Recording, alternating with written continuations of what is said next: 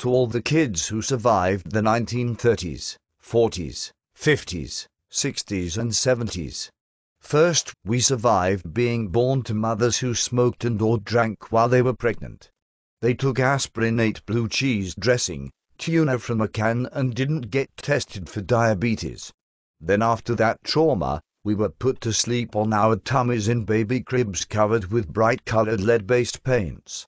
We had no child-proof lids on medicine bottles, doors or cabinets, and when we rode our bikes, we had no helmets, not to mention the risks we took hitchhiking. As infants and children, we would ride in cars with no car seats, booster seats, seat belts or airbags.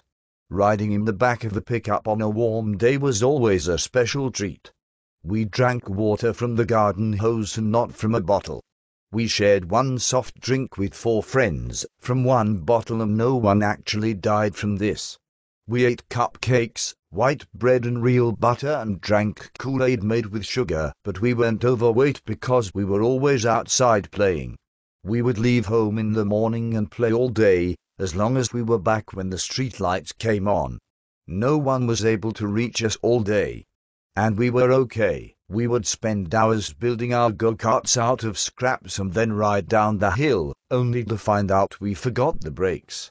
After running into the bushes a few times, we learned to solve the problem. We did not have PlayStations, Nintendos, Xboxes, no video games at all, no 150 channels on cable, no video movies or DVDs. No surround sound or CDs, no cell phones, no personal computers, no internet or chat rooms. We had friends and we went outside and found them. We fell out of trees, got cut, broke bones and teeth, and there were no lawsuits from these accidents. We ate worms and mud pies made from dirt, and the worms did not live in us forever.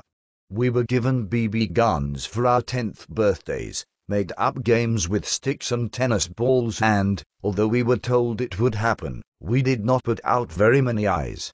We rode bikes or walked to a friend's house and knocked on the door or rang the bell, or just walked in and talked to them. Little League had tryouts and not everyone made the team. Those who didn't had to learn to deal with disappointment. Imagine that. The idea of a parent bailing us out if we broke the law was unheard of. They actually sided with the law. These generations have produced some of the best risk-takers, problem-solvers and inventors ever. The past 50 years have been an explosion of innovation and new ideas. We had freedom, failure, success and responsibility, and we learned how to deal with it all. If you are one of them, congratulations. You might want to share this with others who have had the luck to grow up as kids, before the lawyers and the government regulated so much of our lives for our own good. While you are at it, forward it to your kids so they will know how brave and lucky their parents were. Kind of makes you want to run through the house with scissors, doesn't it? The quote of the month is by Jay Leno. With hurricanes, tornadoes, fires out of control, mudslides, flooding, severe thunderstorms tearing up the country from one end to another, and with the threat of bird flu and terrorist attacks, are we sure this is a good time to take God out of the Pledge of Allegiance?